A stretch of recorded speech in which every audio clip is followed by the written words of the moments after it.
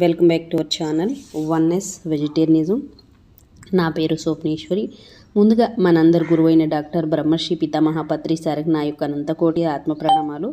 సత్యలోకవాసులకి, దివ్యలోకవాసులకి, మహాకారణ లోకవాసులకి, నక్షత్ర లోకవాసులకి, ఏంజల్స్కి, మహావతార్ బాబాజీకి, బుద్ధ భగవానుడికి, రామ్తా మాస్టర్, మహా ఉపాధ్యాయుడు, మాస్టర్ టీచర్, ఇమోటల్ గురువైన తండ్రికి నా యొక్క అనంత కోటి ఆత్మ ప్రణామాలు.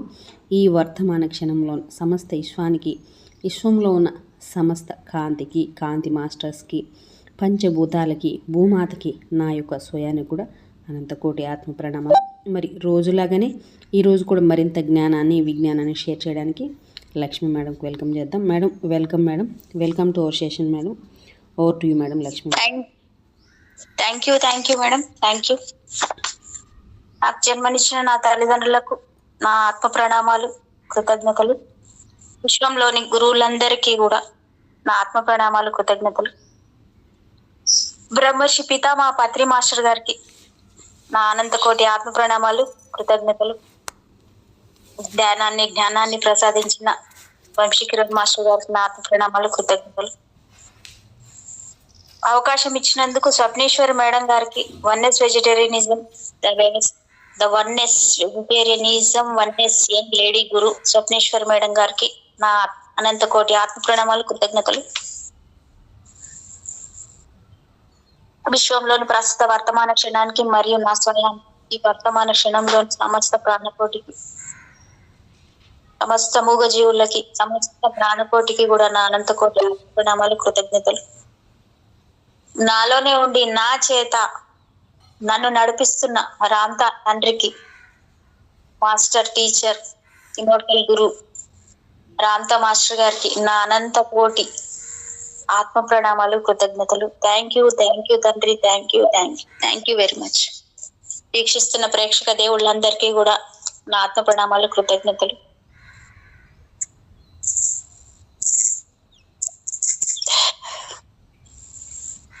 మనం చదువుకునే book the science of mind management, Swami Mukundananda. అయితే కొంచెం నిన్నటిది కంటిన్యూ చేసుకుందాం మాస్టర్. మనసులో కొనసాగే స్వీయ సంభాషణ. కనిపించే చేతన మనోదృక్పథం యొక్క ఉపచేతన మూలాధారాన్ని మనం చూసాం. ఉపచేతన మనసు సమాచారాన్ని నిల్వ చేస్తుంది, మళ్ళీ తెస్తుంది, మరియు చేతన మనసుకు అందిస్తుంది. ఇది రెండు వైపులా పదనున్న కత్తిలా పనిచేస్తుంది. అదే మన బద్ధశత్రువుగా ఉండి దారుణమైన మనోదృక్పథాలతో మన వ్యక్తిత్వాన్ని దెబ్బతీయవచ్చు. అదే సమయంలో అదే మన అత్యంత శ్రేయోభిలాషిగా ఉండి ఎప్పటికీ ఓటమిని ఒప్పుకొని అంతర్గత బలాన్ని సకారాత్మక దృక్పథం ద్వారా అందించవచ్చు. సమస్య ఏంటంటే ఉపచేతన మనస్సు మనోభావాలను మరియు సెంటిమెంట్లను మాత్రమే సృష్టించగలదు, కానీ అది తర్కబద్ధ విచారణ చేయలేదు. అందుకే అది అశాస్త్రీయ, అసంబద్ధ భయాలు, ఇష్టాలు మరియు అయిష్టాలతో మనల్ని ఇబ్బందుల్లోకి నెట్టివేస్తుంది. ఉపచేతనాన్ని మన మిత్రునిగా మరియు జీవితంలో భాగస్వామిగా చేయాలనుకుంటే మనం ప్రయత్నపూర్వకంగా దానికి పంపే సందేశాల విషయంలో చాలా జాగ్రత్తగా ఉండాలి. బుద్ధి మరియు చేతన మనస్సు ఉపచేతనానికి శిక్షణ ఇవ్వాలి, మరియు దానిని సానుకూల మాటలతో, వాదనలతో శ్రద్ధగా నింపాలి. ఉదాహరణకి మన ఉపచేతనాన్ని సానుకూలతతో ప్రోగ్రాం చేయాలనుకుంటే మనం దానిని సానుకూల ఆలోచనల బీజములతో నాటాలి, మరియు ప్రతికూల ఆలోచనలతో కలుషితం కాకుండా నిరోధించాలి. మన ఉపచేతన మనస్సు మనకు నిర్భయంగా మారడానికి సహాయం చేయాలనుకుంటే మనం దానిని ఇలాంటి ఆలోచనలతో బోధించాలి. భగవంతుడు నాతో ఉన్నాడు, భయపడటానికి ఏమీ లేదు, లేదా ఆయన ప్రపంచంలోని అన్ని జీవులను చూసుకుంటాడు, నన్నెందుకు చూసుకోడు అని. ఇది మనతో మనమే ప్రయత్నపూర్వకంగా మాట్లాడే చర్య. అయినా స్వయం సంభాషణ అనే అంశానికి మనలను తీసుకువస్తుంది. స్వీయ సంభాషణ ఉపచేతనానికి వెళుతుంది. ఒక వ్యక్తి పదే నేను అనారోగ్యంతో ఉన్నాను అని ఆలోచిస్తే పర్యవసానంగా ఉపచేతన మనసులో అనారోగ్య స్థితి గురించి నమ్మకం ఏర్పడిపోతుంది. ఇది ఆరోగ్యం బాలేదన్న చేతన మనస్సుకు పదే చెబుతుంది. మరొక వ్యక్తి పదే పదే ఇలా ఆలోచిస్తాడు, నా ఆరోగ్యం మెరుగవుతుంది, నా ఆరోగ్యం మెరుగవుతుంది, నా ఆరోగ్యం మెరుగవుతుంది అని అంచేత ఉపచేతన మనసు శరీరం బాగానే ఉందని గట్టిగా నమ్మడం ప్రారంభిస్తుంది. ఈ ఉల్లాసభరిత ఆలోచనలు తదుపరి చేతన మనస్సుకి సమృద్ధిగా సరఫరా చేయబడతాయి. మనతో మనమే మాట్లాడతామా అని కొందరు ప్రశ్నిస్తారు. సరే, జనాలు తమ బిలియర్డ్ బంతులతో మాట్లాడడం కూడా నేను చూశాను. వచ్చాయి మరికొన్ని అంగుళాలు మాత్రమే, ఆహా వచ్చేసావు అని ప్రజలు బిలియర్డ్ బంతులతో కూడా మాట్లాడుతుంటే తమతో తాము మాట్లాడుకోవడంలో అంత ఆశ్చర్యమేముంది? నేను ఒకప్పుడు ఒక భక్తుడి ఇంట్లో ఉన్నాను. అకస్మాత్తుగా మేడ మీద ఉన్న గదిలో ఒక గందరగోళం ప్రారంభమైంది. నేను విషయం ఏమిటో చూడడానికి వెళ్ళాను. మరియు ఆ వ్యక్తి యొక్క 3 ఏళ్ల కుమారుడు తన బొమ్మలతో ఆడుకోవడాన్ని చూసి ముచ్చటపడ్డాను. అతను చాలా ఉల్లాసంగా ఆడుకుంటూ తనతో తానే మాట్లాడుతున్నాడు. ఇప్పుడు పెద్దలుగా అదే పద్ధతిలో మనము గట్టిగా మాట్లాడితే మనం పిచ్చివాడిలా పరిగణిస్తారు. వీధిలో నడుస్తూ తమలో తాము గోణుక్కునే వారిని వెర్రిబాగుల వాడంటారు. అటువంటి మాటలను పడకుండా ఉండటానికి మనం నిశ్శబ్దంగా స్వీయ సంభాషణ చేయడం అలవర్చుకున్నాం. ఉదాహరణకి, మీరు ఎవరితోనైనా మాట్లాడుతున్నారని అనుకోండి. చర్చతో పాటు మీరు స్వీయ సంభాషణ చేశారనుకోండి, ఈ వ్యక్తి చాలా ఎక్కువ మాట్లాడుతున్నాడు, నాకు విసుగు పుడుతుంది, అతను ఏం మాట్లాడుతున్నాడో అతనికే తెలియట్లేదు అని. ఇది మన చేతన మనస్సులో చేసే నిరంతర మానసిక సంభాషణ. దీంతో మన ఉపచేతన మనసు అనుకోకుండా దాని ద్వారా ప్రోగ్రామ్ అవుతుంది. స్వీయ సంభాషణ ద్వారా మనస్సుని ప్రోగ్రామ్ చేయటం. మన స్వీయ సంభాషణ ప్రతికూలంగా, నకారాత్మకంగా మరియు నిరాశావాదంతో ఉంటే అది ఉపచేతన మనస్సులోకి వ్యాపిస్తుంది. మరి మన వ్యక్తిత్వం విరక్తిగా, దయనీయంగా మారుతుంది. మన అంతర్గత స్వరమే మన దారుణమైన శత్రువు కావటం అసాధారణమైనది ఏమీ కాదు. నిరంతరాయంగా మనల్ని శిక్షిస్తూ మరియు ప్రాణశక్తిని హరిస్తూ మనల్ని మనోయాతనకి గురి చేస్తూ ఉంటుంది. బదులుగా మనం స్వీయ ధృవీకరణ శక్తిని మన ప్రయోజనానికి ఉపయోగిస్తే మన మనస్తత్వాన్ని చాలా సానుకూల మార్గాల్లో ప్రోగ్రామ్ చేయవచ్చు. క్రీడారంగంలోని వారు మరియు అథ్లెట్లు ఎల్లప్పుడూ స్వీయ సంభాషణ శక్తిని ఉపయోగించుకుంటారు. వారి పనితీరులో క్షణంలో 100వ వంతు మెరుగుదలైన వారికి అది వెండి మరియు బంగారు పథకం మధ్య వ్యత్యాసాన్ని కలుగజేస్తుంది. పర్యవసానంగా వారు తమ శరీర, మనస్సు, బుద్ధిలను గరిష్ట పనితీరుకు తీసుకురావడానికి ప్రయత్నిస్తారు. దాన్ని సాధించడానికి వారు తమతో తాము పదే పదే మాట్లాడతారు. ప్రపంచ విజేత మహమ్మద్ అలీ తనను తాను నేను గొప్పవాడిని అని ప్రకటించుకోవడం అందరికి తెలిసిందే. పైగా ఛాంపియన్లలో స్వీయ సంభాషణకు ఉదాహరణ ఈయనొక్కడే కాదు. అధిక పోటీ స్థాయిలలోని అందరూ క్రీడా ఛాంపియన్లు. నిమ్మళంగా ఉండు, ప్రశాంతంగా ఉండు, ఏకాగ్రతతో ఉండు వంటి స్వీయ సంభాషణతో తమను తాము ఉత్తేజపరుచుకుంటారు. వారు పైకి మాటలతో లేదా మనస్సులోనే మౌనంగా చేస్తారు. ఆధునిక కాలపు మొట్టమొదటి ఒలింపిక్ క్రీడలు 1896లో ఎథెన్స్ లో జరిగాయి. కానీ 1954 వరకు ఎవరు 4 నిమిషాల లోపు 1 మైలు దూరాన్ని పరిగెత్తలేదు. ఇది అసంభవం అని భావించబడింది. మరియు ఇది ఎందుకు ఇలా చేయలేమో అని కారణాలు ఆపాదించబడ్డాయి. గుండె సామర్థ్యం సరిపోదని కొందరు చెప్పారు. ఒకవేళ అంతగా శ్రమించినట్లయితే గుండె పగిలిపోతుంది అని అభిప్రాయపడ్డారు. మరి కొందరు ఊపిరితిత్తుల సామర్థ్యం ఈ పనికి సరిపోదని చెప్పారు. అటువంటి పరిగెత్తే శ్రమకు కావలసిన ఆక్సిజన్ ను సరఫరా చేయలేనని అభిప్రాయాన్ని వ్యక్తం చేశారు. అప్పుడు రోజర్ బర్నిస్టర్ అనే వైద్య విద్యార్థి వచ్చాడు. 4 నిమిషాల లోపు మైలు దూరం పరిగెత్తలేమన్న విషయాన్ని అతను నమ్మడానికి నిరాకరించాడు. నేను చెయ్యగలను అని స్వీయ సంభాషణ చేయడం జరిగింది. అతని ఉపచేతన మనస్సు తదనుగుణంగా ప్రోగ్రామ్ అయ్యింది. తత్ఫలితంగా 6 మే 1954న కనీసం శిక్షణతోనే అతను 3 నిమిషాల 59.4 సెకండ్లలో మైలు దూరాన్ని పరిగెత్తాడు. రోజర్ బార్నిస్టర్ సాధించిన విజయం తర్వాత జరిగిన అద్భుత పరిణామం అందరినీ ఆశ్చర్యచకితులు చేసింది. కేవలం 45 రోజుల తర్వాత అతని పోటీదారు జాన్ లాండి 3 నిమిషాల 58 సెకండ్లలో 1 మైలు పరిగెత్తాడు. విషయం అక్కడ ఆగలేదు. అదే సంవత్సరంలో 29 మంది పరిగెత్తే ఆటగాళ్లు 4 నిమిషాల హద్దును అధిగమించారు. మరుసటి సంవత్సరం 237 ఆటగాళ్లు 4 నిమిషాల లోపే మైలు దూరాన్ని పరిగెత్తారు. అకస్మాత్తుగా ఏం మారింది? రోజర్ బార్నిస్టర్ సాధించింది ఎంతో మంది ఆటగాళ్ల స్వీయ సంభాషణను మార్చింది. ఇది చెయ్యవచ్చు అని. మనసును ప్రోగ్రామింగ్ చేయడం కోసం మేడం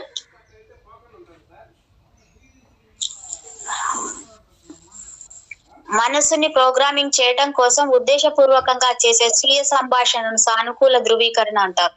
ఇది పునరావృతి చేయటంలో ఉన్న శక్తిని ఉపయోగించుకుంటుంది. ఏదేని ఒక విషయాన్ని పదే పదే మనసులో పునరావృతం చేసినప్పుడు అది లోతుగా వెళ్లి అంతర్గతంగా సమ్మిళితమైపోతుంది. మనసుని నిర్వహించుకోవడంలో సానుకూల ధృవీకరణలు ముఖ్యమైన పాత్ర పోషిస్తాయి. ఆశావాదం, విశ్వాసం, ధైర్యం, పట్టుదల మరియు ప్రయోజనాత్మకతలతో నిండిన సానుకూల వ్యక్తిత్వాన్ని అభివృద్ధి చేసుకోవటానికి మనం దీనిని ఉపయోగించవచ్చు. మనం ఉపయోగించుకోగల కొన్ని సానుకూల ధృవీకరణలు ఇవో. మేడం మాట్లాడుతున్నారా? మీరేదో మాట్లాడినట్టు అనిపించి అడిగాను. ఓకే. నాలో అభివృద్ధికి కావాల్సిన అనంతమైన సామర్థ్యం ఉంది. ఈ విశ్వం నా కోసం గొప్ప ప్రణాళికను కలిగి ఉంది. భగవంతుని కృప నాపై ఉంది. నేను ఖచ్చితంగా విజయం సాధిస్తాను. నా దివ్య తండ్రిచే నేను రక్షించబడుతున్నాను. ఏం భయం లేదు. విశ్వంలో అన్ని సమృద్ధిగా ఉన్నాయి మరియు నాకు తగినంత లభ్యమవుతుంది. నా శరీరం ఆరోగ్యంగా ఉంది. అవయవాలు ఆరోగ్యంగా మరియు చక్కగా ఉన్నాయి. నా శరీరంలోని ప్రతి కణం ఆహ్లాదంతో మరియు ఆనందంతో పులకించిపోతుంది. ఫలితాల గురించి చింతించకుండా నేను నా ప్రయత్నంపై దృష్టి పెడతాను. ఏది జరిగినా అది మంచి కోసమే అవుతుంది. నేను చెయ్యగలను.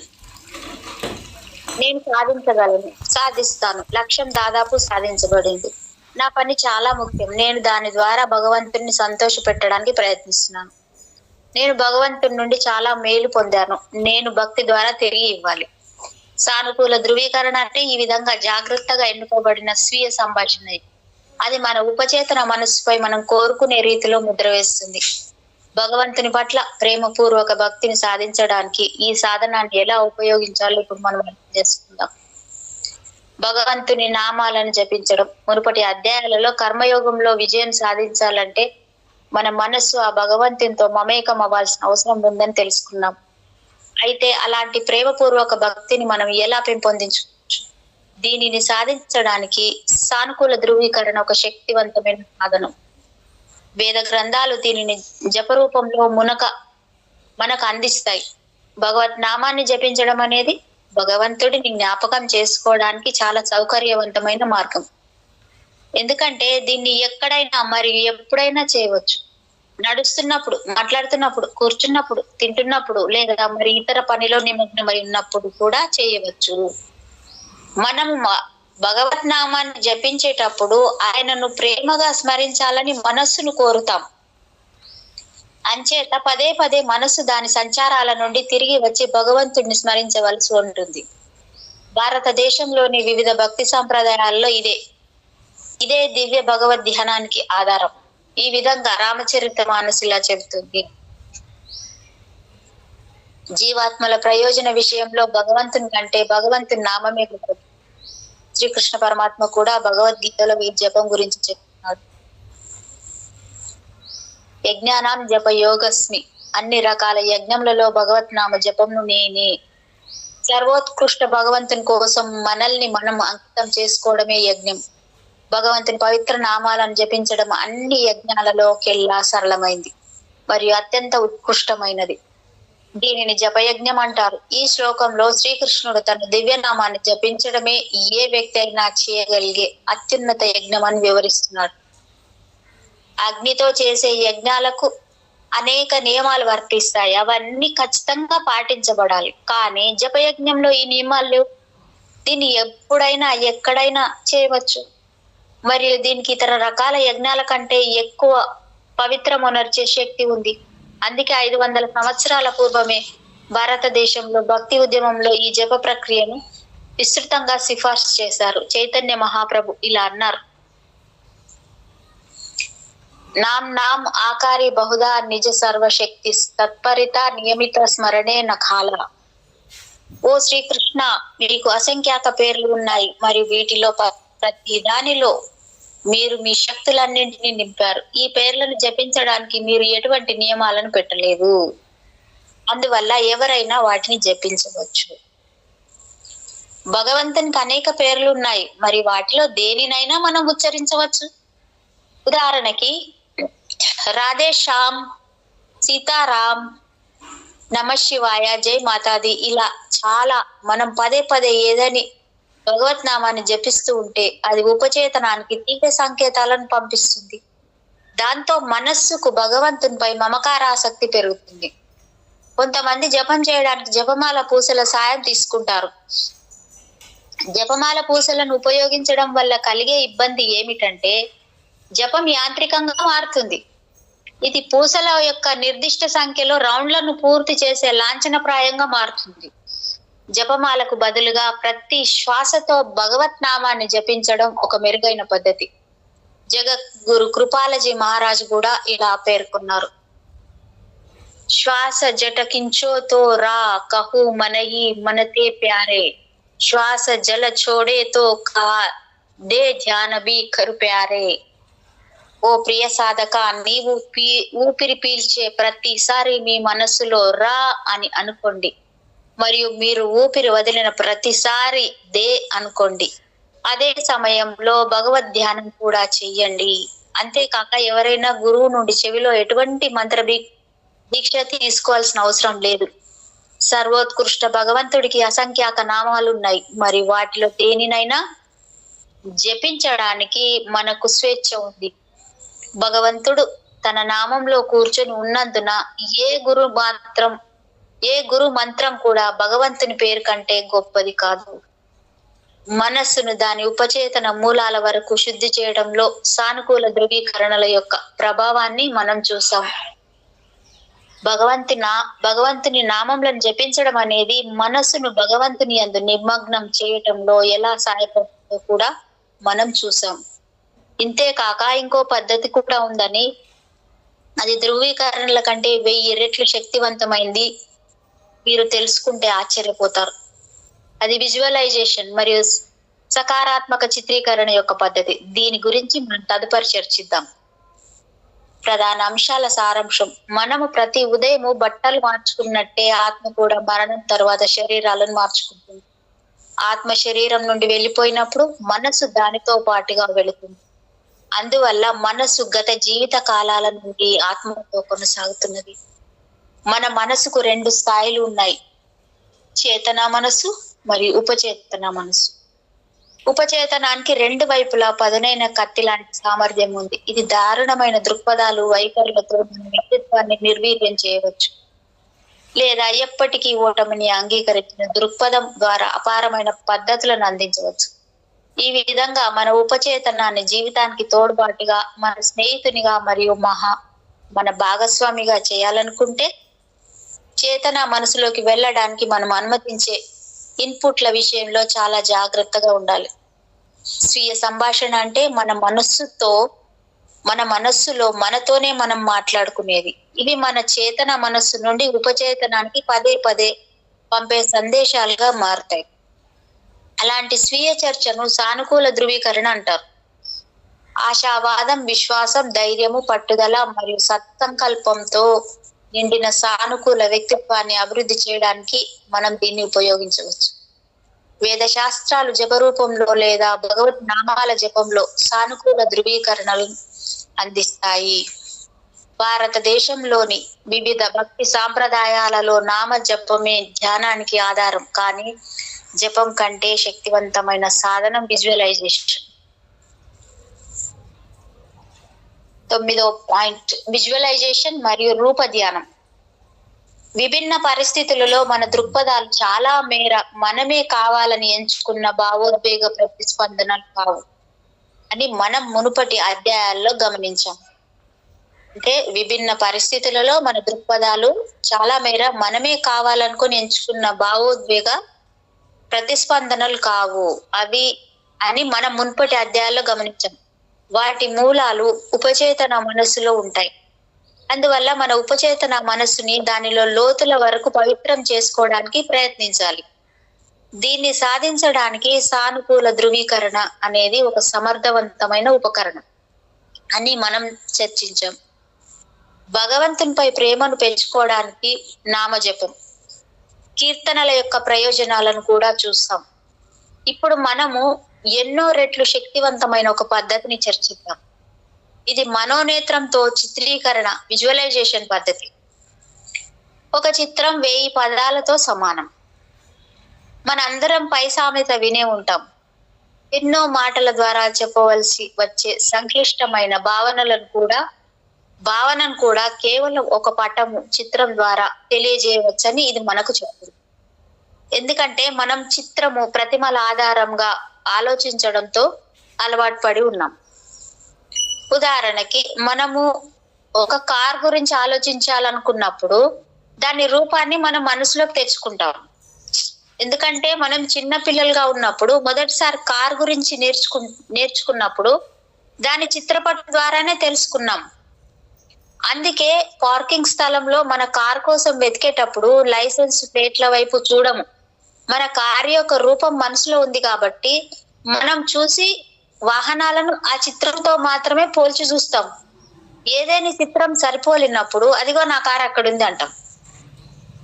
ఒక చిత్రము, పటము, బొమ్మ మన భావనలను సమర్థవంతంగా తెలియజేయడమే కాక అది మన మనస్సుని కూడా చాలా ప్రభావితం చేస్తుంది. చైనీయులు ఒక సామెత చెప్తారు, ఏదైనా 100 సార్లు వినడంతో పోల్చితే అది ఒక్కసారి చూడడం కంటే ఎక్కువైనది కాదు.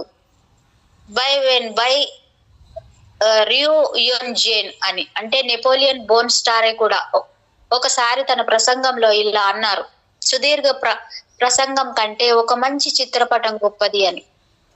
అన్బోర్న్ క్రాక్విస్ వాల్యూమేటివిక్స్ లాంగ్ డిస్కోర్స్ అని. మనస్సు కూడా మాటలు, పదాల కంటే చిత్రాలను కూడా చాలా సులభంగా గుర్తించుకోగలదు. ఉదాహరణకి పొద్దున మీరు నేను సాయంత్రం 6 గంటలకు నా స్నేహితుడికి ఫోన్ చేయాలని అనుకున్నారనుకోండి, కానీ సాయంత్రానికి ఆ విషయం మర్చిపోతారని మీరు ఆందోళన పడవచ్చు. ఇలాంటప్పుడు ఫోన్ కాల్ చేయాలనే విషయాన్ని మీరు గుర్తించుకునే అవకాశాలను ఎలా మెరుగుపరుచుకోవచ్చు? మానసిక చిత్రీకరణ సాయం తీసుకోవడం ఒక మార్గం. మీ మనసు యొక్క తెరపై ఫోన్లో మాట్లాడుతున్నట్టు ఊహించుకోండి. ఇప్పుడు ఫోన్ హ్యాండ్సెట్ యొక్క రూపాన్ని భారీ పరిణామంలో ఉండేలా పెద్దది చేయండి. దాని కొన్ని సెకండ్ల పాటు మీ మనసులో అలా ఉండనివ్వండి. చాలా మాటలు, పదాలు కూడా వెళ్ళలేనంత లోతుగా ఒక చిత్రం తన మనసులో హత్తుకుపోతుంది. ఆ విధంగా మనం ఫోన్ చేయాలనే విషయాన్ని మర్చిపోయే అవకాశాన్ని బాగా తగ్గిస్తుంది. మరొక ఉదాహరణ పరిశీలిద్దాం. మనలో చాలా మంది సంవత్సరం ప్రారంభంలో నూతన సంవత్సర తీర్మానాలు చేసుకుంటూ ఉంటాం. నేను ప్రతిరోజు ఉదయం 5 గంటలకు లేవాలి, నేను అనారోగ్యకరమైన ఆహారం తినడం మానేస్తాను, ప్రతిరోజు 30 నిమిషాలు యోగా చేస్తాను అంటే అటువంటి మాటలతో, పదాలతో మన తీర్మానాలు ఉంటూ ఉంటాయి. చాలాసార్లు ఒక అడుగు ముందుకు వేసి మన డైరీలలో కూడా ఈ నూతన సంవత్సర తీర్మానాలను వ్రాస్తూ ఉంటాం.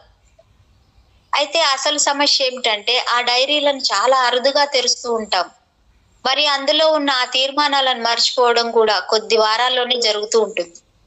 దాని బదులుగా వాటిని మన మనస్సులో స్పష్టంగా చిత్ర రూపంలో నిక్షిప్తపరచగలిగితే భవిష్యత్తులో వాటిని గుర్తుంచుకోనే అవకాశాలు ఎన్నో రెట్లు మెరుగవుతాయి. మన మనసు ఆలోచించేటప్పుడు ప్రయత్నపూర్వకంగాను అసంకల్పిత పూర్వకంగాను చిత్రాలను ఉపయోగిస్తుంది. మన మనసు తన ఆలోచన విధానంలో చిత్రాలను ఎలా ఉపయోగిస్తుందో తెలుసుకోవడానికి ఆధునిక మనస్తత్వ శాస్త్రం ఎంతో ఆసక్తితో ఎదురు చూస్తుంది.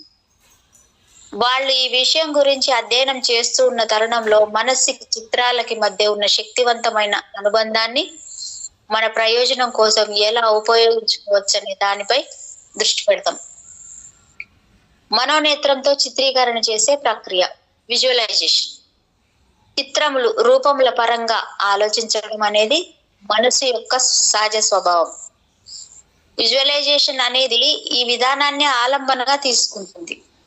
కళ్ళు తెరిచి లేదా మూసుకొని ప్రయత్నపూర్వకంగా చిత్రాలను సృష్టించడం ద్వారా మనకు కావలసిన ప్రయోజనాన్ని పొందే ప్రక్రియ ఇది. ఈ ప్రక్రియలో చేతన మనసు చిత్రాలను సృష్టించడం ద్వారా ఉపచేతన మనసుపై ప్రయోజనకరమైన ప్రభావాన్ని చూపిస్తుంది. వ్యక్తిగత శిక్షకులు, వారి క్లయింట్లు, ఖాతాదారులు ప్రేరణ పొందడానికి, ఆశావాదంతో ఉండటానికి లేదా ప్రశాంతతను పొందటానికి సహాయం చేయటం కోసం పరిస్థితులు మరియు ఫలితముల పట్ల తమ అంతర్గత భావనను మార్చడానికి దోహదపడే ప్రక్రియలో మార్గనిర్దేశక చిత్రాలను ఉపయోగిస్తాం. ఈ విజువలైజేషన్ పద్ధతి 2 రకాలు. ఒకటి పని విధాన విజువలైజేషన్, రెండవది ఫలిత విజువలైజేషన్. పని విధాన విజువలైజేషన్ ప్రక్రియలో ఒక పనిని సాధించడానికి అవసరమైన దశలను ఊహించుకుంటూ వాటిని మానసికంగా అభ్యాసం చేస్తూ ఆ పనిలో సామర్థ్యాన్ని సాధించడం ఉంటుంది. ఆసక్తికరమైన విషయం ఏమిటంటే ఈ విజువలైజేషన్ సమయంలో మెదడు యొక్క కార్యకలాపాలు వాస్తవ భౌతిక సాధనలో మాదిరిగానే ఉంటాయని పరిశోధనలో తేలింది. ఒక అధ్యయనంలో వెయిట్ లిఫ్టర్ల యొక్క మెదడులో తరంగాలు పరిశీలింపబడ్డప్పుడు వారు 100 పౌండ్లను నిజంగా భౌతికంగా ఎత్తినప్పుడు లేదా బరువులు మోస్తున్నట్టు కేవలం మానసిక అభ్యాసం చేసినప్పుడు అవి ఒకే మాదిరిగా ఉన్నట్టు గమనించారు. అంతర్జాతీయ పోటీ క్రీడారంగంలో శరీరం యొక్క గరిష్ట సౌష్ఠవం మరియు మనసు యొక్క చక్కటి దృక్పథం అవసరమవుతాయి. అందువల్ల అథ్లెట్లు మరియు క్రీడాకారులు వారి పనితీరును మెరుగుపరచుకోవడానికి పని విధాన విజువలైజేషన్ పద్ధతిని విస్తృతంగా ఉపయోగిస్తారు. ఒక గోల్ఫ్ క్రీడాకారుడు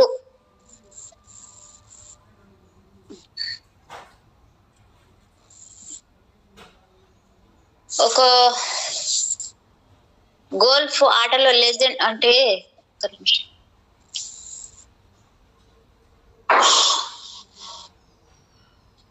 ఒక అధ్యయనంలో వెయిట్ లిఫ్టర్ల యొక్క మెదడులో తరంగాలు పరిశీలించినప్పుడు వారు 100 పౌండ్ల నిజంగా భౌతికంగా ఎత్తినప్పుడు లేదా బరువులు పోస్తున్నట్లు కేవలం మానసిక అభ్యాసం చేసినప్పుడు అవి ఒకే ఒక మాదిరిగా ఉన్నట్లు గమనించారు. అంతర్జాతీయ పోటీ క్రీడారంగంలో శరీరం యొక్క గరిష్ట సౌష్ఠవం మరియు మనస్సు యొక్క చక్కటి దృక్పథం అవసరమవుతాయి. అందువల్ల అథ్లెట్లు మరియు క్రీడాకారులు వారి పనితీరును మెరుగుపరచుకోవడానికి పని విధాన విజువలైజేషన్ పద్ధతిని విస్తృతంగా ఉపయోగిస్తారు. ఒక గొప్ప గోల్ఫ్ క్రీడాకారుడు ఏమన్నారో చూద్దాం.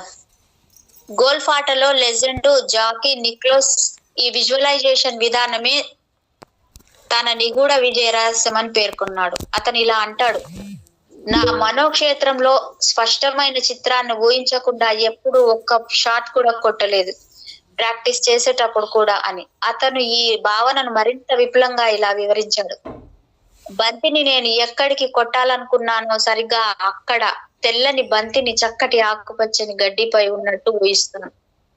అప్పుడు దృశ్యం త్వరగా మారుతుంది మరియు ఆ బంతి అక్కడికి వెళుతున్నట్లు నేను చూస్తాను. దాని మార్గము, దాని పదము మరియు దాని ఆకారం, అంతేకాకుండా అది ల్యాండింగ్ అయ్యే విధానం కూడా. ఆ తర్వాత ఇవన్నీ పోయి తదుపరి సన్నివేశంలో మునుపటి చిత్రాలను వాస్తవికతను మారే విధంగా నేను బంతిని కొడుతున్నట్టు నాకు కనిపిస్తుంటుందని. మనస్సులోని దృశ్యమాన అభ్యాసం ఫలితాన్ని చూపిస్తుంది. ఎందుకంటే మెదడులోని న్యూరాన్లు చిత్రాలను నిజ జీవిత చర్యకు సమానమైనవిగా పరిగణిస్తాయి. ఒక పనిని మనస్సుతో దృశ్యమానం చేస్తున్నప్పుడు నిజంగా ఆ పనిని చేస్తున్నట్టే మెదడు సమానమైన తరంగాలను ఉత్పత్తి చేస్తుంది. ఇది మెదడులో నాడీ మార్గాలను సృష్టించి ఆపాదించుకున్న నడవడిక దారి తీస్తుంది. ఆశ్చర్యకరంగా వాస్తవానికి భౌతిక క్రియలు ఏమి చేయకుండానే ఇవన్నీ జరుగుతాయి. ఫ్లోరిడాకు చెందిన sports psychologist doctor John F Murray ఇలా వ్రాసారు: దృశ్యమాన ప్రక్రియ అనేది సాధనే.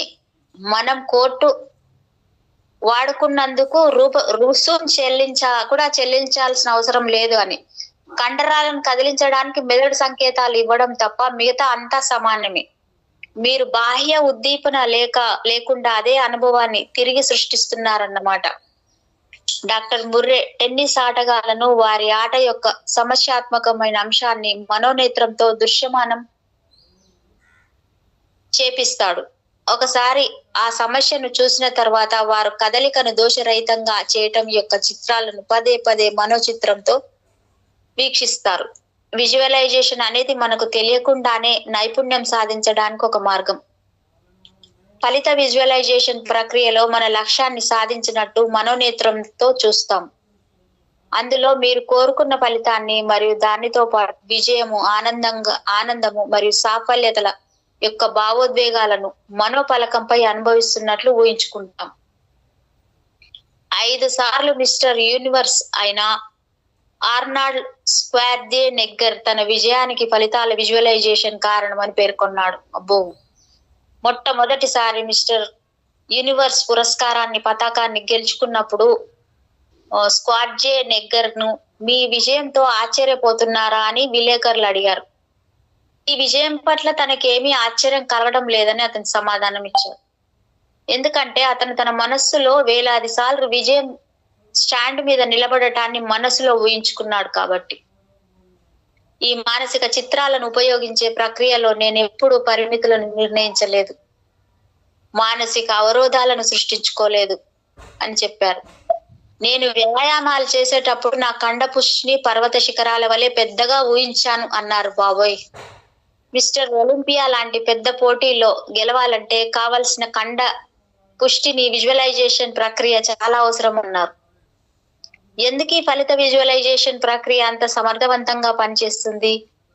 ఇది ఎంత బాగా పనిచేయడానికి కారణం అత్యున్నత ప్రదర్శన కోసం మెదడులోని మొత్తం 100 బిలియన్ న్యూరాన్లను మనస్సు యొక్క వైఖరిని మరియు అవయవాల సమన్వయాన్ని ప్రయత్నపూర్వకంగా నియంత్రించడం సాధ్యం కాదు.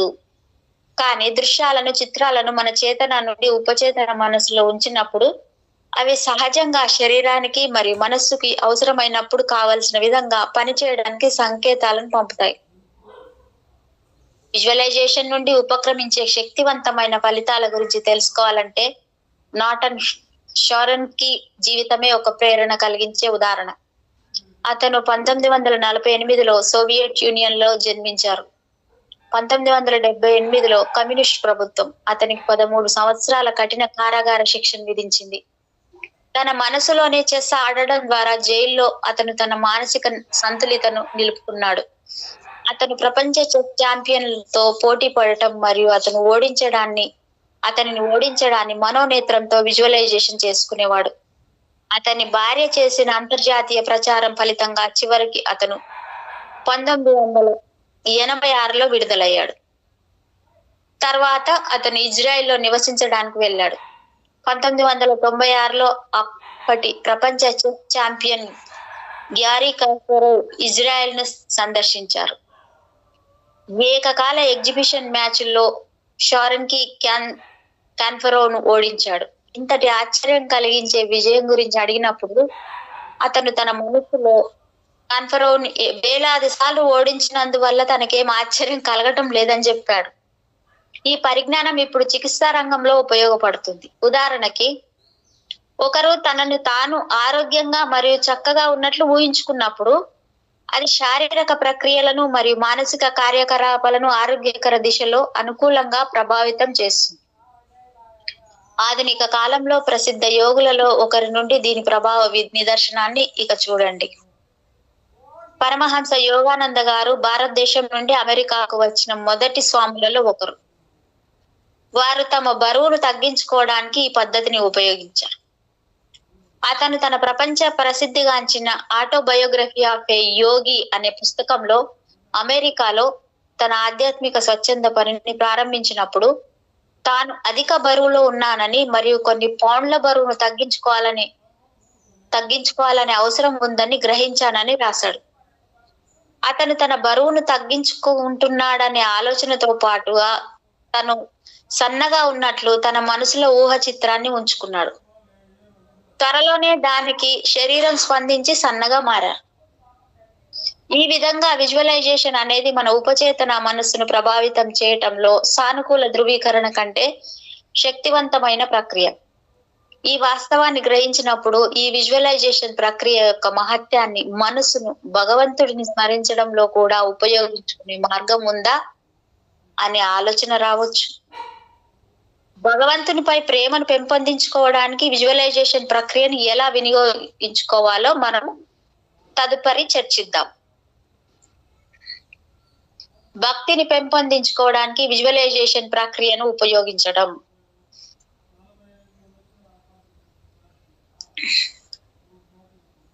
ఇంతకు క్రితం అధ్యాయంలో భగవంతుని నామములను జపించే ప్రక్రియను చర్చించాం. ఇటువంటి జపాన్ని భక్తి మార్గ సాధనంగా భారతదేశంలోని సాధువులు విస్తృతంగా ప్రచారం చేశారు.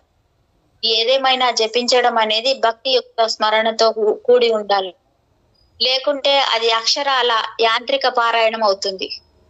ఉదాహరణకి, ఒకవేళ మనం శ్రీకృష్ణుని పేర్లు జపిస్తుంటే ఆయన రూపాన్ని, వ్యక్తిత్వాన్ని కూడా మన మనసులోకి తెచ్చుకోవాలి. మహర్షి పతంజలి జపానికి సరైన శైలిని వివరించారు. తజ్ జపస్తనర్ దర్శ భావనం. మీరు ఏ జపం చేసినా దానికి సంబంధించిన భావుకతను కూడా మీ మనసులో కల్పించుకోండి. కానీ ఇది చెప్పినంత సులభం కాదు. భగవత్ నామాలను పఠిస్తున్నప్పటికీ వారి మనసు ప్రాపంచిక విషయాలలో తిరుగుతూనే ఉంటుందని ప్రజలు తరచు ఫిర్యాదు చేస్తూ ఉంటారు. భగవంతునిపై మనసును ఎలా కేంద్రీకరించాలో తెలియక అయోమయంలో పడిపోతున్నారు. మేడం, ఒక చిన్న చెప్పాలా నా అనుభవం.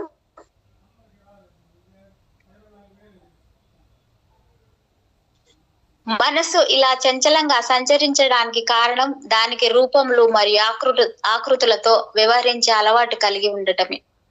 అంతులేని గత జన్మలలో మన మనసుకు ఎక్కడ మమకారాసక్తి ఉన్నా అది రూపములను, చిత్రములను పట్టుకొని ఉండి ఇప్పుడు భక్తితో మన మనసుకి కేవలం భగవంతుని పేరును మాత్రమే అందిస్తే అది గాఢమైన అనుభవానికి అవసరమైన మనోహరమైన ఆకర్షణను అనుభవించదు.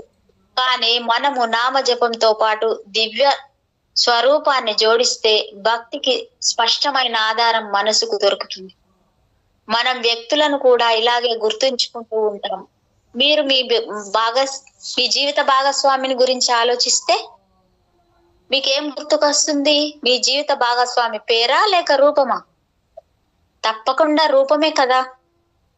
మీ జీవిత భాగస్వామిని మీ మనసులోకి తీసుకురావడానికి ఇది చాలా సహజమైన మార్గం. మీ జీవిత భాగస్వామి యొక్క గుణములను లేదా కార్యకలాపాలను గుర్తు చేసుకోవడం ద్వారా మన మనోభావాలను మరింత మెరుగుపరచవచ్చు. కానీ వీటన్నిటికీ రూపం ఆధారం. ఇదే సూత్రం భగవత్ విషయంలో కూడా వర్తిస్తుంది. మన ధ్యానానికి ఆధారంగా భగవంతుని రూపాన్ని ఉపయోగిస్తాం. దీనినే రూపధ్యానం అంటారు. ఉదాహరణకి, మీరు శ్రీరామచంద్రుని నామాలను జపిస్తుంటే ఆయన రూపాన్ని మీ కళ్ళ ముందుకు తెచ్చుకొని ఆ తర్వాత జపించండి. ఇది వెంటనే మీ మనసును భగవంతునిపై నిమగ్నం చేసేస్తుంది. ఇక ఇప్పుడు ఆ భగవంతుని రూపాన్ని మీ ముందు ఊహించుకుంటూ మీరు ఆయన పట్ల దివ్య మనోభావాలను పెంపొందించుకోవడం ద్వారా మీ భక్తిని పెంపొందించుకోవచ్చు. ఇక తదుపరి రూపధ్యానం యొక్క వివిధ అంశాలను చర్చిద్దాం మరియు ఆధ్యాత్మిక సాధనలో వాటి యొక్క ప్రభావాన్ని గమనిద్దాం. ఈ అత్యంత శక్తివంతమైన ప్రక్రియ గురించి ప్రజలు నన్ను తరచుగా అడిగే 3 ప్రశ్నల యొక్క సమాధానాల ద్వారా విషయ చర్చ ప్రారంభిద్దాం. 1వ ప్రశ్న, భగవంతుని చూడలేదు కదా, మరైతే మనం ఆయన రూపాన్ని ఎలా ఊహించుకోవాలి? రూప ధ్యాన ప్రక్రియ గురించి విన్న తర్వాత ప్రజలు తమ సందేహాన్ని లేవనెత్తుతారు. నేను నా భర్తను, భార్యను, కొడుకును మరియు కుమార్తెను చూశాను కాబట్టి నేను వారిని ఊహించుకోగలను. కానీ నేను ఎప్పుడు చూడని భగవంతుని మనోనేత్రంతో ఎలా ఊహించగలను? నిజానికి ఈ ప్రశ్న తప్పు. ఒక విషయం చెప్పండి, మీరు మొదటిసారి ఏదో ఒక అద్భుతమైన ప్రదేశానికి వెళ్ళినప్పుడు తాజ్ మహల్, ఈఫిల్ టవర్ లేదా స్టాచ్యూ ఆఫ్ లిబర్టీ, మరి ఇంతకు ముందు ఎప్పుడైనా దానిని చూసారా? లేదనే సమాధానం వస్తుంది. ఇది మొట్టమొదటిసారి చూడటం అయితే మీరు ఇంతకు ముందు ఎలా చూసి ఉంటారు? అలా అయితే మరి దాని గురించి ఎటువంటి ముందస్తు అనుభవం లేకుండా మీలో దానిని చూడాలనే కోరిక ఎలా రూపొందుతుంది? సమాధానం ఏమిటంటే, అది ఎంత అద్భుతంగా ఉందో దాన్ని చూసిన వ్యక్తుల నుండి మీరు విన్నారు మరియు మీరు దాని బొమ్మలను, చిత్రాలను పుస్తకాలలో కూడా చూశారు. అదే విధంగా దైవ సాక్షాత్కారం పొందిన సాధువులు ఆయన రాశీభూతమైన సౌందర్యము అని మనకు తెలియజేస్తారు. శాస్త్ర గ్రంథాలు కూడా ఆయన వ్యక్తిత్వాన్ని ఆకర్షణీయమైనది మరియు మంత్రముగ్ధమైనదిగా వివరిస్తున్నాయి. మనం విన్న మరియు చదివిన దాని నుండి ఆయనను ప్రేమించాలి మరియు చూడాలి అనే కోరికను మనం సృష్టించుకోలేమా? ఖచ్చితంగా చేయగలం. ఈ భౌతిక ప్రపంచంలో చేశాం కదా. అలాగే భగవంతుని చూడకపోయినా ఈ రూప ధ్యాన సాధన ప్రారంభించండి. అంతేకాకుండా మన సాధన యొక్క ఫలం ఆ భగవంతుని దర్శనం పొందటమే. ఏ ప్రయత్నం చేయకుండా ఫలాన్ని ఆశించలేము. నాకు పోస్ట్ గ్రాడ్యుయేట్ డిగ్రీ సర్టిఫికెట్ ఇవ్వండి, ఆ తర్వాత నేను మొదటి తరగతి నుండి చదువుతాను అని ఏ విద్యార్థి అనలేడు. ఎవరైనా విద్యార్థి అటువంటి అసంబద్ధమైన కోరిక కోరితే తల్లిదండ్రులు మరియు ఉపాధ్యాయులు అది అసాధ్యం అని చెప్తారు. 17 సంవత్సరాలు రాత్రి మొగళ్ళు కష్టపడి చదివిన తర్వాతే పోస్ట్ గ్రాడ్యుయేట్ డిగ్రీతో సత్కరించబడే ఆనందం మీకు లభిస్తుంది అంటారు. అదే విధంగా మొదటి నుంచి రసాన్ని ఇచ్చే మామిడి పండ్లను ఇవ్వండి, తర్వాత నేను చెట్టు నాటుతానని ఏ తోటమాలి అనడు. ఒకవేళ వారు అలా అంటే వారికి ఖచ్చితంగా అది జరగని పని. మొదట మీరు విత్తనాన్ని నాటాలి మరియు క్రమం తప్పకుండా దానికి నీరు పెట్టాలి. చిన్ని చిన్ని మొక్కలు ఉద్భవించినప్పుడు వాటిని ఎరువులు, నీరు మరియు సూర్యకాంతితో పోషణ చేయాలి. అప్పుడు జాగ్రత్తగా ఆవులు, పశువుల నుండి మొక్కలను రక్షించుకోవాలి. 5 ఏళ్ల తర్వాతే ఆ చెట్టు మీరు కోరుకున్న ఫలాలను ఇస్తుందని చెప్పబడుతుంది. అదే పద్ధతిలో భగవంతుని పట్ల భక్తితో కూడా మొదట ఆయన దివ్య స్వరూపాన్ని చూడకపోయినా మనం ధ్యానం చేయాలి. ఆ తర్వాత మాత్రమే భగవత్ ప్రాప్తి పొందిన తర్వాత మన కళ్ళతో యథార్థంగా ఆయనను చూసే అదృష్టం కలుగుతుంది. మేడం ఉన్నారా? ఓహో, రెండవ ప్రశ్న, దేవుడు ఒక రూపాన్ని కలిగి ఉన్నాడా? సాకారుడా లేదా ఆయన నిరాకార కాంతియా? దీనికి సమాధానం ఏమిటంటే సర్వోత్కృష్టమైన భగవంతుడు సర్వశక్తిమంతుడు మరియు అనంతుడు. ఆయన మన పరిమిత మేడం మేడం ఒక చిన్న అనుభవం చెప్దామని పిలిచాను మేడం ఇందాక. చెప్పండి మేడం. ఇప్పుడు భగవంతుని రూపాన్ని మనం ధ్యానిస్తే అది కనపడుతుంది, మనం ఊహించుకుంటే వస్తుంది అంతే. అయితే ఇక్కడ నాకేందంటే నేను ధ్యానం చేస్తూ నాకు లాస్ట్ కి ఏమైందంటే ఆంజనేయ స్వామి రక్షణ వలయాన్ని ఏర్పాటు చేస్తున్నాడు నా చుట్టూ, నేను నా ఉన్న ఇంటి చుట్టూ అనుకొని నేను అనుకుంటాను మేడం. అనుకున్నప్పుడు ఆయన మొన్న ఇప్పుడు 3 రోజుల నుంచి గమనిస్తున్నా మేడం నేను. ఆ ఫస్ట్ డే మొన్న ఒక రోజు ఏమైందంటే ఆయన రెడ్ కలర్ పంచ అంటే ఇట్లా మోకాళ్ళ దగ్గర దాకా కట్టుకుంటారు కదా, ఇట్లా మొత్తం షార్ట్ లాగా ఉంటది కదా మేడం పాది, అట్లా కట్టుకున్నారు. నిండా మంచి ఆభరణాలు, మొత్తం ఫుల్ ఆభరణాలు వేసుకున్నారు ఇంకా టోటల్ గా. అటు అంటే నాకు వీపు ఉన్నది, కొంచెం సగం ఇట్లా క్రాస్ గా నిలబడ్డారు. ఆ తోకను పట్టుకున్నారు, ఒక చేత్తో తోకను పట్టి ఇట్లా చుట్టూ తిప్పుతున్నారు మేడం నించొని. అన్ని బంగారు ఆభరణాలు ఉన్నాయి, మొత్తం నిండా అసలు దగదగా మెరిసిపోతున్నాయి. అదైపోయింది. నిన్న వచ్చేసి నిన్న నార్మల్ గా ఇంకో డ్రెస్ ఉంది నిన్న. మళ్ళీ ఈ రోజు వచ్చేసి బంగారం ఆయన ఎలా ఉందంటే పర్పుల్ కలర్ ఉన్నది డ్రెస్ ఈ రోజు. మరి కాదు, రోజు ఒకే బట్టలు వేసుకోమంటారా? రోజు వేరే బట్టలు వేసుకోవద్దు? అదే కాదు మేడం, ఈ రోజు పర్పుల్ కలర్ వచ్చి ఏం చేస్తున్నారు, లెఫ్ట్ వైపు కూర్చున్నారు. ఇట్లా ఆయన కింద కూర్చుంటారు చూడండి, ఒక కాలు ఇట్లా మడిచి ఒక కాలు ఇట్లా పెట్టి అలా కూర్చున్నారు. అలా కూర్చొని తనే అదే మళ్ళీ తోక పట్టుకొని ఇలా తిప్పుతున్నారు. అక్కడ ఏమైందంటే బంగారము ప్లస్ వెండి ప్లస్ పర్పుల్ కలరు చుట్టూ తిరుగుతుంది మేడం. ఆయన మంచిగా నవ్వుతా ఉన్నారు. అసలు ఎంత బాగుంది అసలు. స్వామి నిజంగా మీకు అనంత కోటి ఆత్మ ప్రణామాలు నేనని చెప్తూ అసలు ప్రతిరోజు ఇదే మేడం. ఎంత బాగా వస్తారో, అసలు వస్తారు చుట్టూ తిప్పేసుకొని వెళ్ళిపోతున్నారు. ఇంకా సరే మీరు ఇంకెళ్ళండి, ఇంకా అయిపోయింది నాకు ఇచ్చేసారు కదా అంటే సరే అని వెళ్ళిపోతారు మేడం. కనిపించారు ఇంకా మళ్ళీ. ఇది 3-4 రోజుల నుంచి ఇది వెరీ గుడ్ మేడం. అసలు అదే నేను ఇప్పుడు ఇది చెప్తుంటే అంటే మనము అట్లా భగవంతుడు ఏ రూపం ఉన్నాడు అని అనుకోవద్దంట. ఊహించుకుంటే మనం అక్కడ ఇప్పుడు బయట మనము సినిమాలలో చూస్తాము, బయట ఇప్పుడు క్యాలెండర్ లో ఉంటది, అది మనకు కనపడుతుంది. ఆంజనేయ స్వామి అంటే ఇట్లుంటాడేమో, సరే అనుకుంటాము. అది అనుకుంటున్నామో ఏమనుకుంటున్నామో తెలియదు, మనం ఊహించుకున్నాం మనసులో, అది అలాగే ముందుకొచ్చి నిలబడ్డాడు ఆయన. విజువలైజేషన్ ఇలా చేస్తే ఇలా వస్తుంది అని చెప్తున్నారు కదా మేడం. అదే మీకు చెప్దాం అనిపించింది మేడం. మేడం యద్భావం తద్భవతి, so be it. Yes madam, thank you madam. యద్భావం తద్భవతి. రెండో ప్రశ్న, దేవుడు ఒక రూపాన్ని కలిగి ఉన్నాడా, సాకారుడా లేదా ఆయన నిరాకార కాంతియా?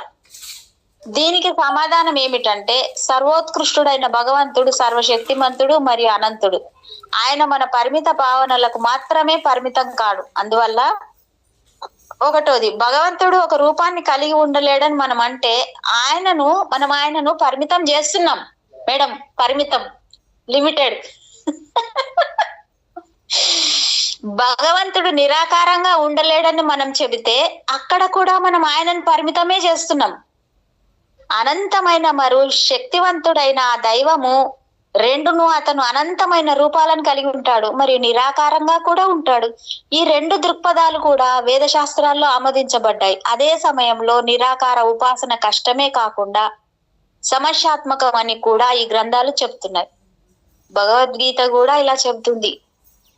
మనస్సు యందు అవ్యక్తం పట్ల ఆసక్తి ఉన్న వారికి సిద్ధి పదం చాలా కష్టములతో కూడుకున్నది. అవ్యక్తమును ఆరాధించడం అనేది శరీరబద్ధులైన జీవులకు చాలా కష్టతరమైంది. అందువల్ల పరమాత్మ దివ్య వ్యక్తిత్వాన్ని మీ మనసులోకి తీసుకురావడానికి సులభమైన మార్గం ఆయన ప్రతిరూపాన్ని ధ్యానం చేయటమే. భగవంతుని యొక్క అసంఖ్యాక రూపాల్లో దేనిపై ధ్యానం చేసినా కూడా అది నిరాకార కాంతిపై ధ్యానం కంటే భక్తియుక్త మాధుర్యంతో ఉంటుంది. నిజంగా ఎంత మాధుర్యమో మేడం, నిజంగానే. భగవంతుని దివ్య స్వరూపాన్ని ఈ భౌతిక మనసు ఎలా విజువలైజ్ చేయగలరు? భగవంతుణ్ణి నిరాకార కోణంలో ఆరాధించే భక్తులు ఈ విధమైన అభ్యంతరాన్ని తరచూ లేవనెత్తుతూ ఉంటారు. సాకార రూపం ధ్యానం ఒక భౌతిక ధ్యానం అని, నిరాకార కాంతిపై ధ్యానం అతీంద్రియ అలౌకిక ధ్యానం అని వారు అభిప్రాయపడుతూ ఉంటారు. భగవంతుని వ్యక్తిగత సాకార రూపాన్ని ఆరాధించే వారిని తమ మనస్సుతో ఆయన యొక్క ప్రతిమను సృష్టించినందుకు వారు విమర్శిస్తూ ఉంటారు. మనసు మాయచే తయారవుతుందని, కాబట్టి అది ఏ రూపాన్ని భావించినా అది భౌతికమైనది అని చెప్తారు. ఈ విధంగా మనసులో మనం దర్శించే దేవుని రూపం మన ఊహ మాత్రమే, అది ఆయన దివ్య రూపం కాదు అని అంటారు. మన మనసుతో తయారు చేసిన రూపం భౌతిక రూపం అన్నది నిజమే, కానీ వాస్తవం ఏమిటంటే భగవంతుని యొక్క నిరాకార తత్వాన్ని ఆరాధించేవారు అంతగా చేసి చెప్పలేరు. వాళ్ళు కూడా మనం సృష్టించిన మాత్రమే దృష్టి సారిస్తున్నారు. ఇది నిజంగా భగవంతుని రాత్రి మాచిలా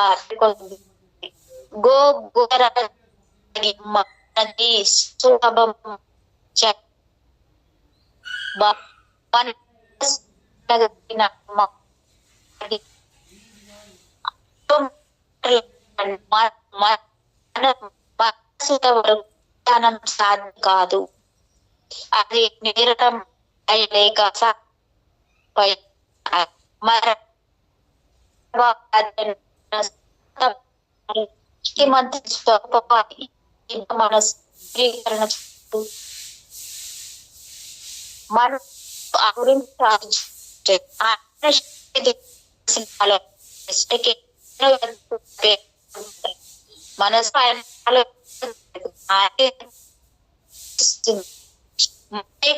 ప్రజ అంటే సంపూర్ణ శరణాగతి స్థితికి, మమ్మికం శరణం ప్రజ, సంపూర్ణ శరణాగతి స్థితి ఉన్న తర్వాత మనకు ఆకృపలు వస్తుంది. అప్పుడు మనతో దివ్య మారుతుంది. అప్పుడు ఆయన రూపాన్ని మనం ఊహించుకోవాల్సిన అవసరం ఉండదు. మనం యథార్థంగా ఆయన తన నిజ స్వరూపంతో మన కళ్ళ ముందే చూడవచ్చు. కాబట్టి భగవంతుని కృపతో మన మనసు దివ్యమైనదిగా మారిన తర్వాతే భగవంతునిపై నిజమైన జ్ఞానం సాధ్యమవుతుంది. అప్పటి వరకు మనం కల్పన రూపాన్ని ధ్యానిస్తూ ఉండాలి. మీ మనసుతో మీరు కల్పన చేసిన ఆయన స్వరూపం భౌతికమైనదని చింతించకండి. ఆయనపై మీ ప్రేమ పెంపొందించుకోవడానికి ఆ మనోచిత్రాన్ని ఉపయోగించుకోండి. మీ ధ్యాన విషయంపై దివ్య భావనలు కలిగి ఉండండి. ఆ దివ్య భావనలే మీ మనసును శుద్ధి చేస్తాయి. ప్రస్తుతం దాంట్లో ఏదేని కేంద్రీకరించాలి అన్న నియమం మనకు నచ్చి ఏ ముక్తి మన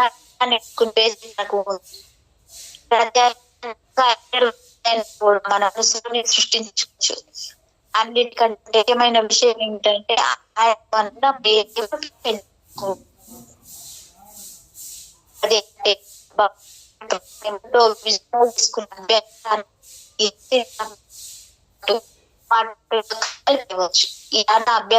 మనసు హత్తుకునేలా చేస్తాయి మరియు భగవంతుని పట్ల మన ప్రేమను ఇన్మడింపజేస్తాయి.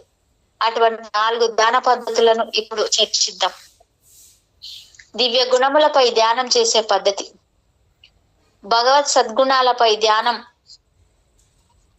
చేసినప్పుడు విజువలైజేషన్ మరింత ప్రభావవంతంగా పనిచేస్తుంది. అది ఏ విధంగా ఉపయోగపడుతుంది? ఆకర్షణీయమైన గుణములను ఎక్కడ చూసినా మన మనకు సహజంగా వాటి పట్ల ఆకర్షణ అవుతుంది. ఉదాహరణకు ఇలా ఆలోచించడం సహజం. ఆమె చాలా మనోహరంగా ఉంది మరియు చాలా హుందాగా వ్యవహరిస్తుంది.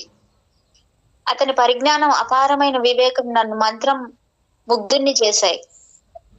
ఆమె చాలా సింపుల్ గా ఉంది. ఆమె సరళ స్వభావం, నిజాయితీ వ్యక్తిత్వానికి నేను ఆకర్షితమవుతున్నాను. ఇలాంటి గుణాలు మన మనసుకు చాలా నచ్చుతాయి. సర్వోత్కృష్ట భగవానుడు ఇటువంటి అనేక గుణములకు నిలవు. వేదవ్యాసుల వారు ఇలా చెప్పారు: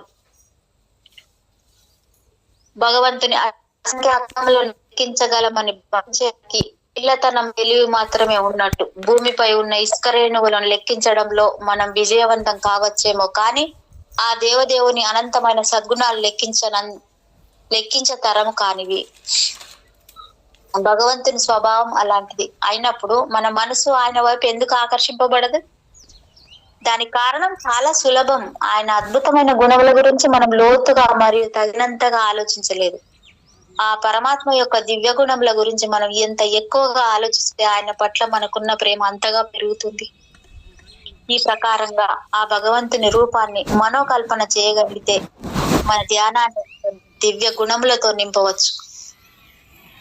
ఉదాహరణకి శ్రీకృష్ణుడు రూపం చాలా ముగ్ధ మనోహరంగా ఉంటుంది. ఆయన స్వరూపం అత్యంత సుందరమైనది. శివుడు చాలా దయార్థ హృదయుడు. ఈ ప్రపంచంలోని జీవులను అనుగ్రహించడానికి ఆయన ఎప్పుడూ ఆసక్తి కలిగి ఉంటాడు. సీతారాముల నా నిత్య శాశ్వత సనాతన బంధువులు. నన్ను ఆలింగనం చేసుకోవడానికి వాళ్ళు తెరిచిన చేతులతో ఎదురు చూస్తూ ఉంటారు. మా గురువు నాకు ప్రసాదించే దివ్య ఆధ్యాత్మిక జ్ఞానానికి నేను రుణపడి ఉన్నాను. భగవంతుని యొక్క దివ్య గుణముల గురించి మనం ఆలోచించినప్పుడు మన మనస్సుకు హత్తుకోవడమే కాదు, మన ధ్యానం కూడా మరింత మధురంగా మరియు ఆనందంగా మారుతుంది. ఈ ప్రక్రియలో నా వ్యక్తిగత మార్గదర్శకత్వం మీకు కావాలంటే డైలీ సాధన వెబ్సైట్ www.dailysadhana.organization లో చేరవచ్చు. అక్కడ నాచే రికార్డ్ చేయబడ్డ వివిధ రకాల ధ్యానాలు మీకు అందుబాటులో ఉంటాయి. భగవత్ లీలలపై ధ్యాన పద్ధతి. మనం భగవంతుని లీలలపై కూడా ధ్యానింపవచ్చు. Madam time ఓవరా? ఇంకొక 5 minutes. ఓకే. ఇవి కూడా మన మనస్సుని భగవద్ దిశలో మళ్లించడానికి చాలా పెద్ద పాత్రను పోషిస్తాయి. అంటే మనం భగవంతుని లీలలను కూడా ధ్యానించవచ్చు. ఇవి కూడా మన మనస్సుని భగవద్ దిశలో మళ్లించడానికి చాలా పెద్ద పాత్ర పోషిస్తాయట. భారతీయ సంస్కృతిలో జనులు చిన్నప్పటి నుండి భగవంతుని వివిధ అవతారాల లీలలను, కథనాలు వినడము, నాటకాలు, నృత్యాలు చూస్తూ ఉండటము మరియు భజనలలో నిమగ్నం అవ్వటము వల్ల వారు వాటితో చాలా సులభంగా అనుసంధానం అవ్వగలుగుతారు. 1987లో రామాయణం సీరియల్ మొదటిసారి జాతీయ టీవీ ఛానల్ అయిన దూరదర్శన్ లో ఆదివారం ఉదయం ప్రసారం అయినప్పుడు ఈ విషయం బాగా తేటతెల్లమైంది. ఏదో కర్ఫ్యూ విధించినట్లుగా అంగడులన్నీ ఖాళీ అయిపోయి, వీధులన్నీ నిర్మానుష్యమైపోయి, ప్రజలు తమ ఇళ్లల్లో కూర్చొని టీవీలో వస్తున్న శ్రీ రామచంద్ర ప్రభు లీలలను చూసి ఆనందిస్తూ పరవశించిపోయేవారు. భగవంతుని లీలల పట్ల మనస్సుకు ఉన్న అమితాసక్తిని మన మనస్సుని ఆయన పట్ల తిప్పుకోవడానికి వాడుకోవచ్చని, మనకు నచ్చిన విధంగా ఆయన లీలల్ని మనం మనోకల్పన చేసుకోవచ్చు. పురాణాలలో వివరించిన కొన్ని లీలలను మాత్రమే మనం పరిమితం కావాల్సిన అవసరం లేదు. మనకు నచ్చిన విధంగా వాటిని ఊహించుకోవచ్చు.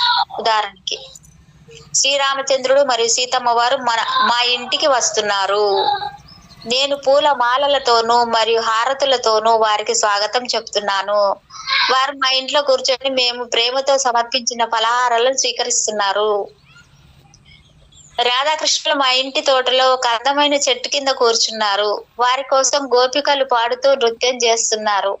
అదంతా నేను పక్కనే నిలబడి చూస్తున్నాను.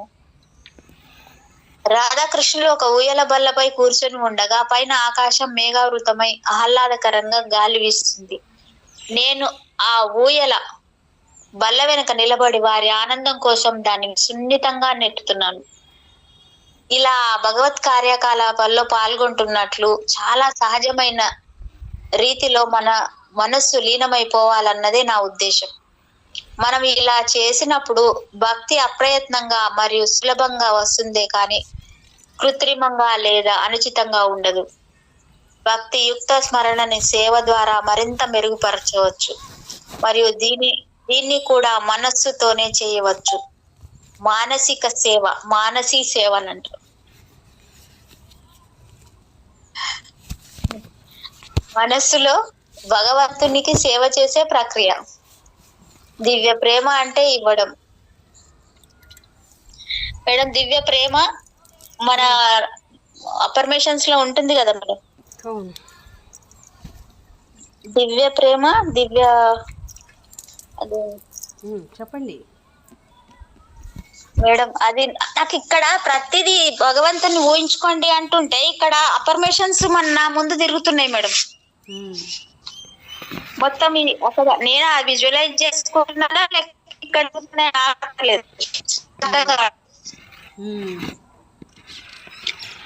ఎందుకు అలా? దివ్య ప్రేమ, అది నాకు ఇంకా ఇక్కడ కరెంట్ పోతా ఉంది మేడం. చెప్పడానికి వస్తలేదు నాకు. ఓకే చెప్తున్నాను మేడం. మానసిక దివ్య ప్రేమ అంటే ఇవ్వడం, సమర్పించుకోవడం. ఇది సేవ చేయాలనే కోరిక ద్వారా వ్యక్తమవుతుంది. ఆ విధంగా భక్తులు సాంప్రదాయకంగా రాముని తాము పూజించే విగ్రహాలకి, బొమ్మలకి స్నానం చేయించడం, దుస్తులు ధరింపజేయడం, అలంకరించడం మరియు పూజలు చేయడం వంటివి చేస్తారు. వీటిని కూడా మనసులో మానసిక సేవగా చేయవచ్చు. మానసిక సేవ చేయడం చాలా సులభం మరియు దాంట్లో సాంప్రదాయ పద్ధతుల్లో ఉన్న ఇబ్బందులు ఉండవు. భౌతికంగా ఉన్న ప్రతిమ, విగ్రహము సేవ చేయాలంటే మీకు పూజకు పూలు అవసరం మరియు మీరు మంచు కురిసే ప్రదేశంలో గాని లేదా అపార్ట్మెంట్ లో గాని నివసిస్తుంటే పూలు అందుబాటులో ఉండకపోవచ్చు. అంతేకాక దేవుని విగ్రహాన్ని వజ్రాల హారంతో అలంకరించాలనుకుంటే మీ దగ్గర అంత ఆర్థిక స్తోమత ఉండకపోవచ్చు. కానీ మన మనస్సులో అందించే సేవకు ఏ అవరోధాలు ఉండవు. మనసులోని ఒక శ్రేష్టమైన గులాబీ పూల దండను సిద్ధం చేసి అర్పించినట్లు భావించండి. లేదా కోహినూర్ కంటే పెద్ద వజ్రంతో ఉన్న ఒక హారాన్ని శ్రీకృష్ణుని మెడలో అలంకరించానని మానసికంగా భావించండి. భౌతికంగా ఉన్న విగ్రహంతో ప్రయాణం చేయాలంటే ఎప్పుడు సమస్య. భగవత్ ప్రతిమను వెంట తీసుకెళ్లాలా లేక ఇంట్లోనే వదిలేయాలా అనే సంశయం ఎప్పుడు వస్తుంటుంది. ఆరాధన చేయకుండా అలా దానిని వదిలివేయాలి అంటే భక్తుడి హృదయంలో చాలా బాధగా ఉంటుంది. కానీ ప్రయాణ సామాన్తో భగవత్మూర్తిని తీసుకెళ్లడం అంటే కొన్ని సమస్యలు తలెత్తుతాయి. ఎందుకంటే మన విమానయాన సంస్థలు అనుమతించే పరిమిత బరువులలో బూట్లు మరియు లోదుస్తులతో కలిపి పెట్టవలసి వస్తుంది. మన మనసులో భగవంతుడిని ఒక చిత్రంగా ఊహించుకున్నప్పుడు ఇలాంటి సమస్యలకు తావులేదు. మనకు తీరిక సమయం దొరికినప్పుడల్లా మనం కళ్ళు మూసుకొని ప్రభువుని సేవించడంలో మానసిక నిమగ్నం అవ్వచ్చు. ఆయన పాదాలను సున్నితంగా మర్దన చేస్తున్నట్టు, ఆయనకు తినిపిస్తున్నట్టు, విసనకర్రతో వీస్తున్నట్టు, పూజిస్తున్నట్టు, ఇలా పలు విధాలుగా అన్నమాట. ఒక కవి దీనిని బాగా వర్ణించారు. దిల్ మే బసి హే యార్ కి తస్వీర్, జబ్ చాహో సిర్ జాఖయా దేఖ్ లియా. మేడం ఎంత బాగుంది చూడండి. చెప్పండి. దిల్ మే బసి హే యార్ కి తస్వీర్, జబ్ చాహో సిర్ జఖాయా దేఖ్ లియా. నా మనసులోనే నా ఆత్మసఖుని స్వరూపం ఉంటుంది. ఆత్మసఖుడు నా రామ్తా మాస్టర్ మేడం. నేను కోరుకున్నప్పుడల్లా నేను కళ్ళు మూసుకొని ఆయనను చూస్తాను. వావ్. ముఖ్యమైన విషయం ఏమిటంటే భౌతికంగా మనం చేసే సేవ మాదిరిగానే మానసిక సేవ కూడా మనసుని శుద్ధం చేస్తుంది. శ్రీకృష్ణుడి లీలల నుండి ఒక అందమైన ఉదాహరణ ఈ అంశాన్ని వివరిస్తుంది. చెప్పాలా మేడం? చెప్పాలంటే చెప్పండి, ఓకే అంటే ఆపండి. కృష్ణుడు బృందావనం వదిలి మధురకు వచ్చినప్పుడు అతను రాక్షసరాజు అయిన కంసుని చంపి తన తల్లిదండ్రులను చెర నుండి విడిపించాడు. ఆ సమయంలో 11 సంవత్సరాల తర్వాత తన బిడ్డను కలుసుకున్న దేవకి తన తనయుడిని తన ఒడిలో కూర్చోబెట్టుకొని గట్టిగా ఆలింగనం చేసుకుంది. 10,000 ఆవులను దానం చేసిన తర్వాత మాత్రమే కృష్ణుని తన ఒడిలోకి తీసుకుంటామని వారు తీసుకున్న నిర్ణయాన్ని కృష్ణుని తండ్రి దేవకి ఇచ్చాడు. కానీ దేవకి దేవి యొక్క తల్లి ఎంత గాఢంగా ఉందంటే వసుదేవుని హెచ్చరిక వినడానికి ఆమె సంసిద్ధంగా లేదు. కాబట్టి వసుదేవుడు ఆ ప్రతిజ్ఞను తానే స్వయంగా అమలు చేయాలని నిర్ణయించుకున్నాడు. తన వద్ద 10,000 ఆవులు గాని లేదా వాటిని తేవడానికి తగినంత వనరులు గాని లేనందున అప్పుడు ఆయనకు ఒక గొప్ప ప్రత్యామ్నాయ కార్యం చేశాడు. తన మనస్సులోని ఆవులను దానం ఇవ్వడాన్ని ధ్యానం చేశాడు. చూడండి మేడం ఎంత బాగుంది ఇది అసలు. ఇది చాలా సరళంగా అనిపించవచ్చు, కానీ వాస్తవం ఏమిటంటే త్యాగం మరియు సేవ లాంటి గొప్ప ఆలోచనలను మనం ఆలోచించినప్పుడు అది సహజంగానే మన మనస్సును శుద్ధి చేస్తుంది. బౌద్ధ గ్రంథాలు ఈ విషయాన్ని చాలా చక్కగా వివరిస్తాయి. మనం ఇతరులకు మంచి చేసినప్పుడు అది మనకు మేలు చేస్తున్నట్టు అని వారు నొక్కి చెప్పారు. ఇలా ఎందుకంటే మంచి పని చేసే ముందు మన మనస్సులో ఉన్నతమైన మనోభావాలను తీసుకొస్తాం. తత్ఫలితంగా మన మనస్సుని ఉన్నతంగా తీర్చిదిద్దుకోవడం ద్వారా మనకు స్వప్రయోజనం కలుగుతుంది. మరియు మనం ఇతరులకు హాని చేసినప్పుడు మనకు మనమే హాని చేసుకున్నట్టు అవుతుంది. మేడం ఇది మీ పాయింట్. ఎందుకంటే మన చెడు భావనలు మన మనస్సులో విషయాన్ని సృష్టిస్తాయి. మనం మరో మాటలో చెప్పాలంటే మంచి ఆలోచనలు పెంపొందించుకోవడం మన మనస్సును శుద్ధి చేస్తుంది. అదే సమయంలో చెడు ఆలోచనలు దాన్ని విషపూరితం చేస్తాయి. ఈ విధంగా మనం లేకపోయినప్పుడు మంచి చేయాలనే ఆలోచనలు చేయటం అనేది అత్యుత్తమ ప్రత్యామ్నాయం. అదే సూత్రం మానసిక సేవకు వర్తిస్తుంది. మనసులో భగవంతుడిని సేవించే కార్యక్రమం భౌతిక సేవ వలె భక్తుడి అంతఃకరణ శుద్ధి చేస్తుంది. ఈ ఆధ్యాత్మిక వివరించే ఒక సుందరమైన కథని ఇప్పుడు మీకు చెప్తాను. ఈ కథ రేపటి వరకు పోస్ట్పోన్ చేసుకుందాము. ప్రేక్షకులారా, రేపు ఈ కథను వినండి, వేచి చూడండి రేపటి వరకు. So thank you madam. ఇంతటి అద్భుతమైన జ్ఞానాన్ని నా చేత చెప్పిస్తున్నందుకు మీకు హృదయపూర్వకమైన రత్నమాలు. Thank you madam. Thank you so